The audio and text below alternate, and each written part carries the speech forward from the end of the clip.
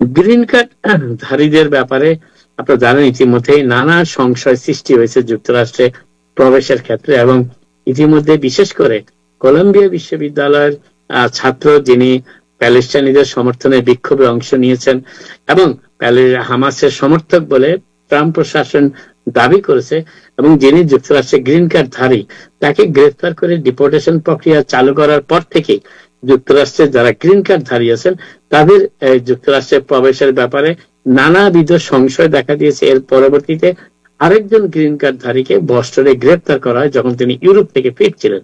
এবং এর পরবর্তীতেই এই গ্রিন কার্ড ধারীদের ব্যাপারে নানান রকম সংশয় এবং উদ্বেগ সৃষ্টি হয় যুক্তরাষ্ট্রে তাদের প্রবেশাধিকার নিয়ে। আজকে আরেকটি তথ্য বেরিয়েছে, সেটি হচ্ছে যে দীর্ঘ 50 বছর যাবৎ যিনি যুক্তরাষ্ট্রে বসবাস করছেন গ্রিন কার্ড নিয়ে, তিনি গত ফেব্রুয়ারি মাসে 28 তারিখ গ্রেফতার হয়েছেন ফিলিপাইন থেকে যুক্তরাষ্ট্রে ফেরার পথে ওয়াশিংটনের সি ট্র্যাক বিমানবন্দরে, সি ট্র্যাক এয়ারপোর্ট যেটি ওয়াশিংটনের সিয়াটল বিমানবন্দরের নামটি আসলে সি ট্র্যাক এয়ারপোর্ট, সেই বিমানবন্দরে তিনি গত ফেব্রুয়ারি 28 তারিখ গ্রেফতার হয়েছেন, এবং তিনি প্রায় 50 বছর ধরে যুক্তরাষ্ট্রে বসবাস করছেন গ্রিন কার্ড নিয়ে, এবং তিনি ফিলিপাইনের বংশোদ্ভূত। তিনি তার নাম ক্রিস্টোফার,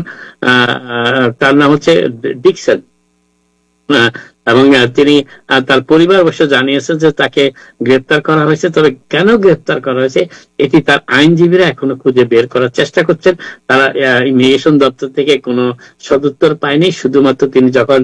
ফিরেন এবং বিমানবন্দরে সিবিপি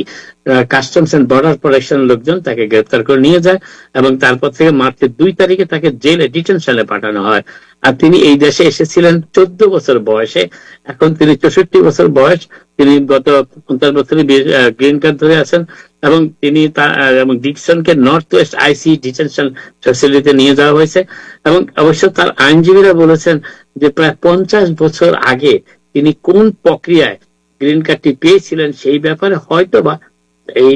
আইনজীবী এখনো সঠিক কোনো ধারণা দিতে পারছেন না, কারণ ইমিগ্রেশন কর্তৃপক্ষ এখনো তার কোনো প্রশ্নের উত্তর দেয়নি। সেই সময় তার গ্রিন কার্ড প্রাপ্তির ক্ষেত্রে কোন রকমের আইনগত কিংবা কাগজপত্র কিংবা এই ধরনের কোন সমস্যা থাকতে পারে সেটি তিনি অনুমান করছেন। অতএব এই বিষয়টা যে কারণে সংবাদে উঠে এসেছে তার কারণটি হচ্ছে যে ইমিগ্রেশন দপ্তর, বিশেষ করে যারা এখন যুক্তরাষ্ট্রে ফিরছেন, যুক্তরাষ্ট্রের নাগরিক ছাড়া বাকি সবাই নানান রকম সন্দেহের মুখে প্রবেশ করার পথে, এবং সেই জন্য CBP customs and border protection লোকজন খুঁটিয়ে নাটিয়ে তাদের